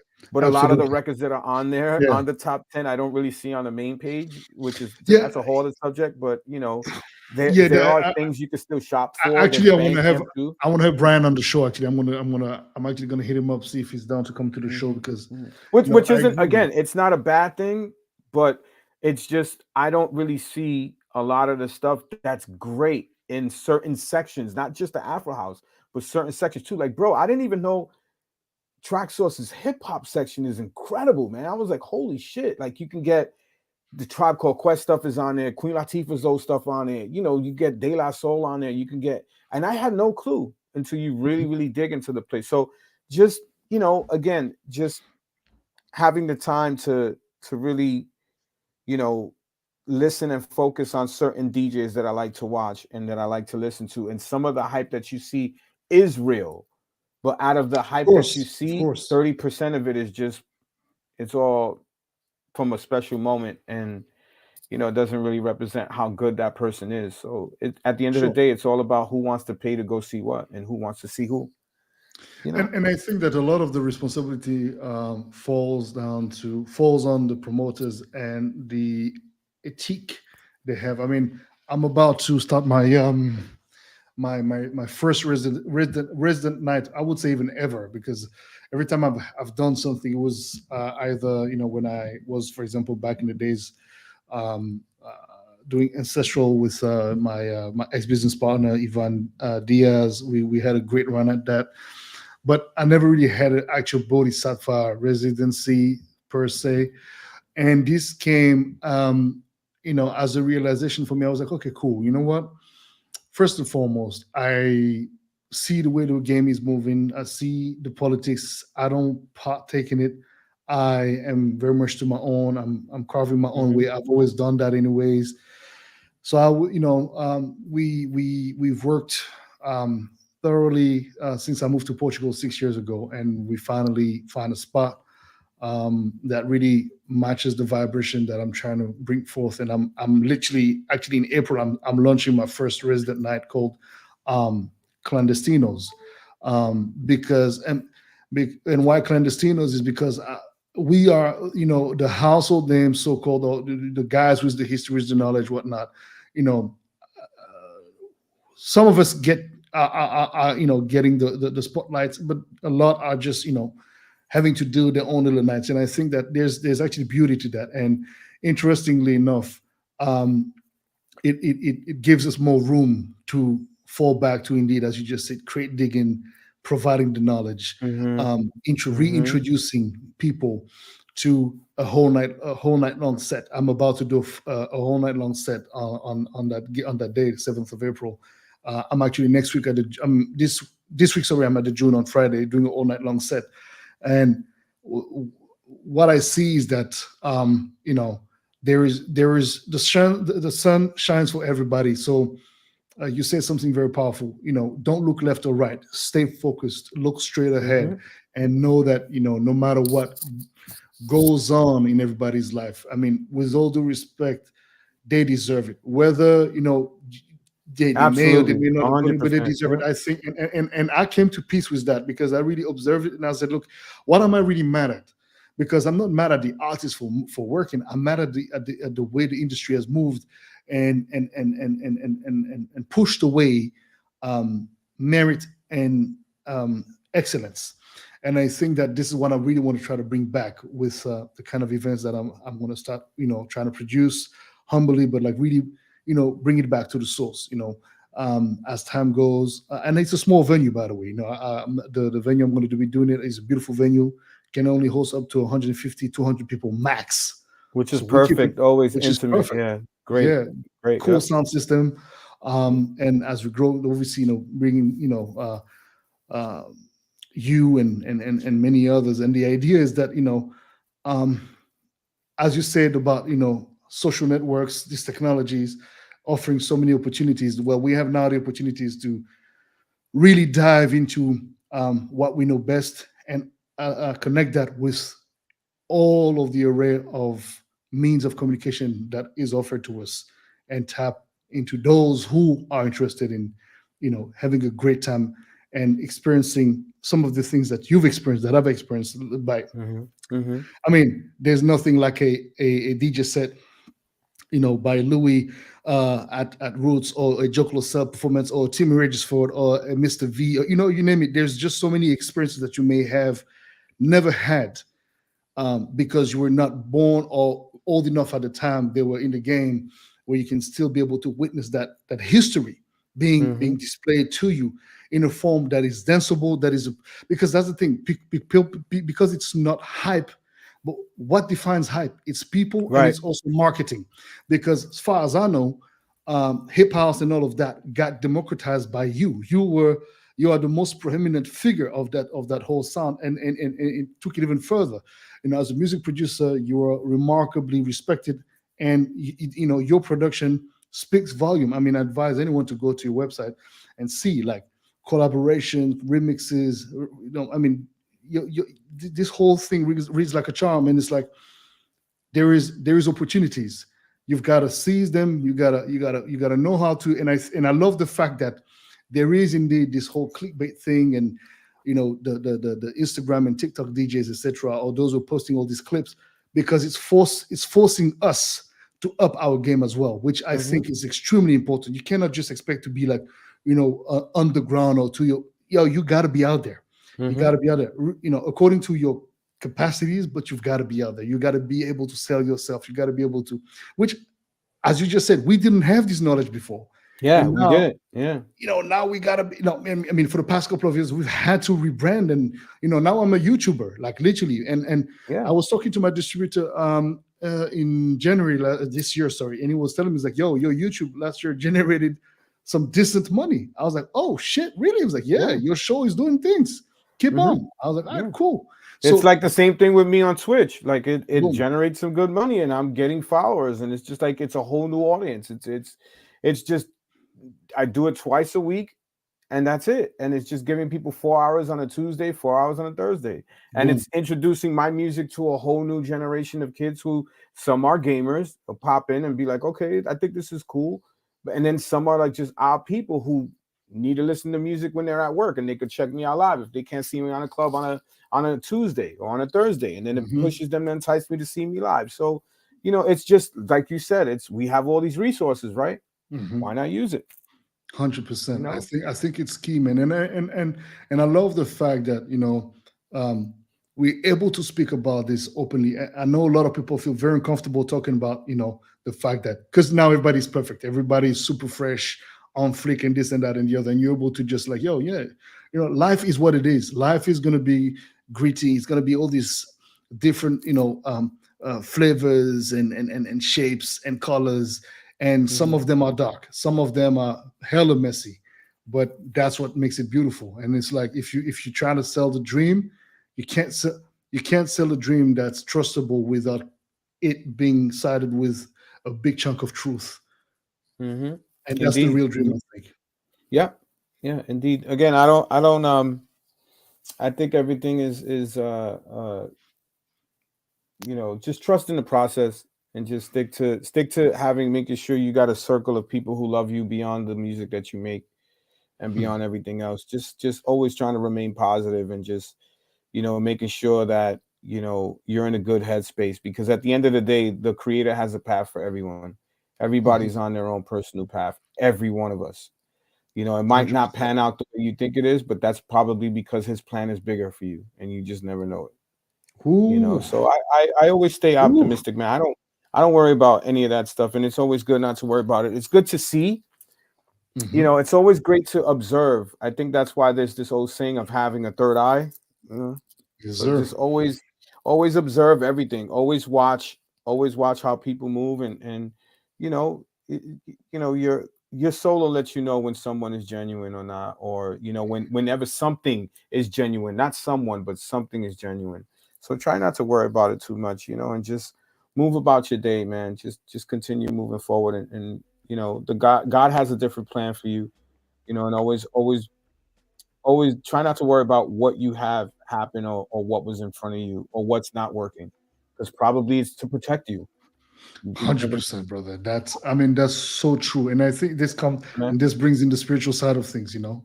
Music is Fela was saying music is the most powerful weapon. It's a spiritual thing. You have to respect music, otherwise it will not respect you, and you will find out the hard way how how painful that can be. Yeah, man. So I trust the process, and I don't take nothing for granted. I'm thankful. I'm grateful for everything I've ever experienced. I'm blessed. I thank God every day.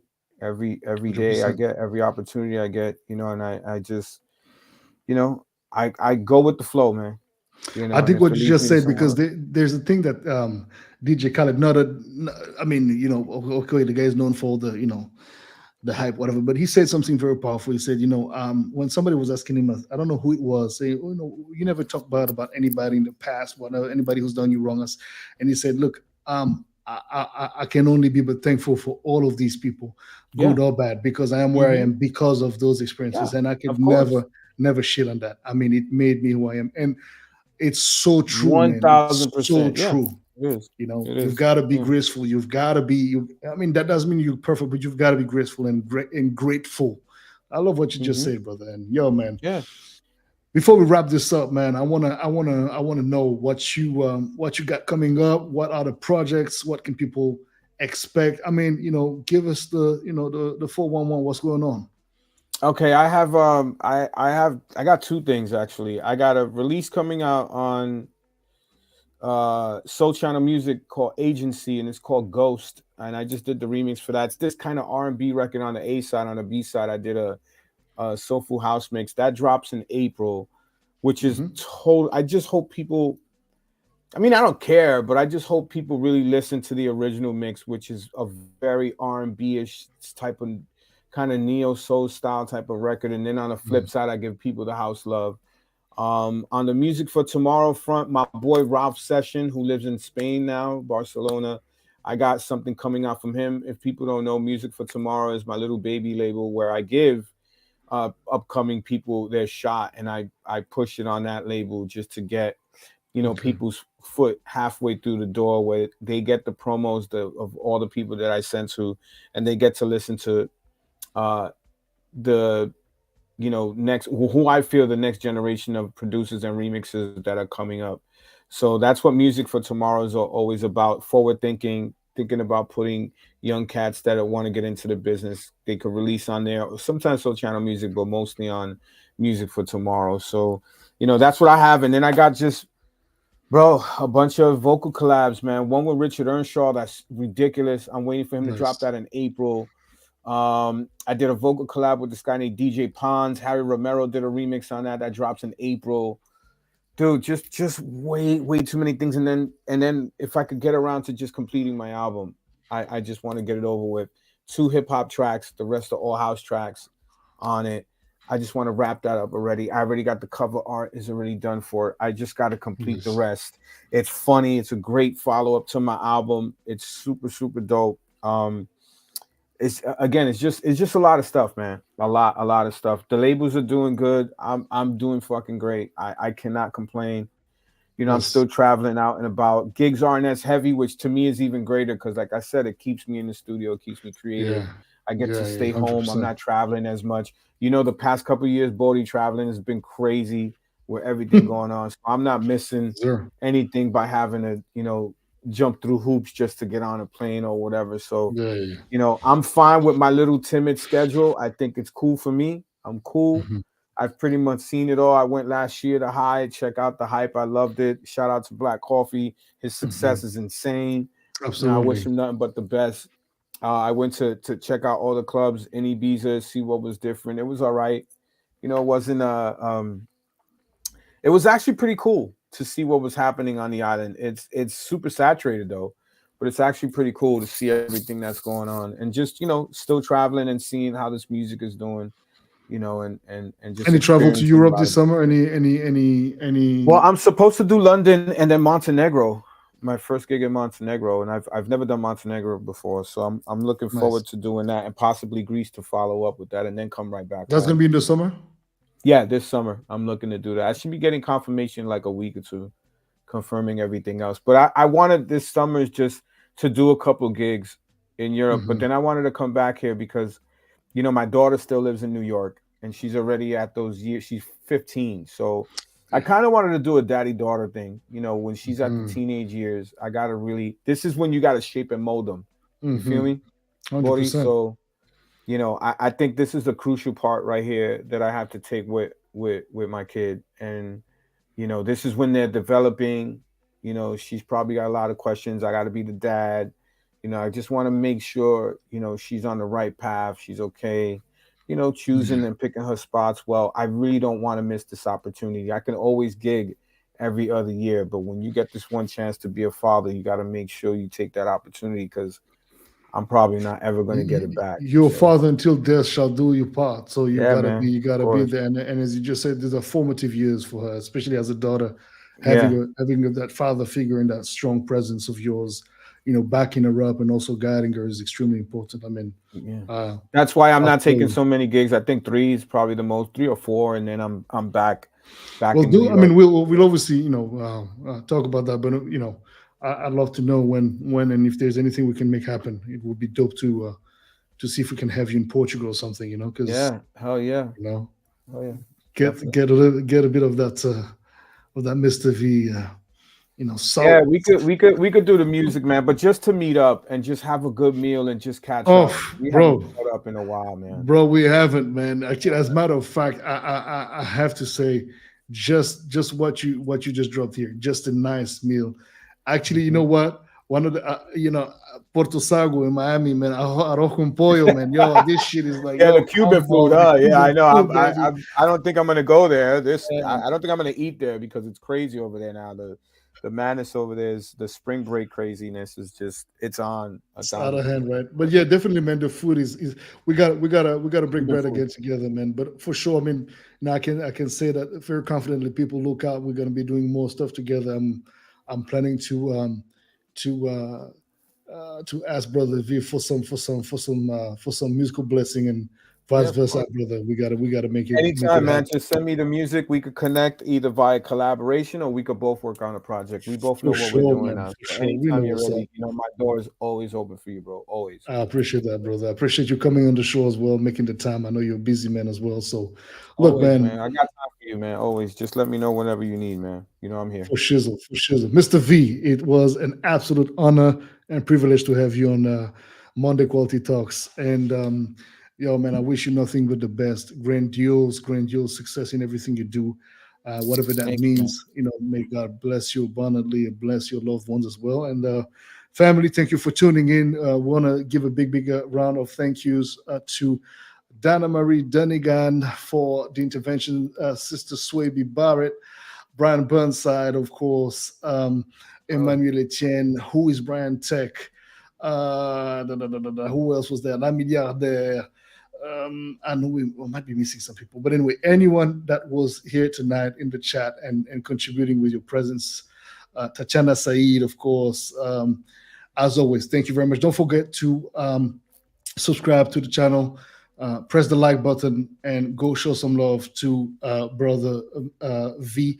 Big shout out to Olive, twin brothers, who was also watching. And yeah, man, here we are, brother V. Let me keep you as we log out the live. This way we can, we can send our last words offline. Family, have a blessed week, y'all. See you Peace, next y'all. week, next Monday for another edition. And I don't know if I'm going to be alone or if I'm going to be with a guest. Brother V, any last words of encouragement or empowerment that you may have for the people? Just again, just stay the course. Just make sure that your inner circle is filled with love and peace. And anytime your vibrations aren't really feeling good, then just get out of the space you're in and find a place that is good and has that good vibration. Remember, family first always. The music will always be here, okay? Family first. The music will always be here.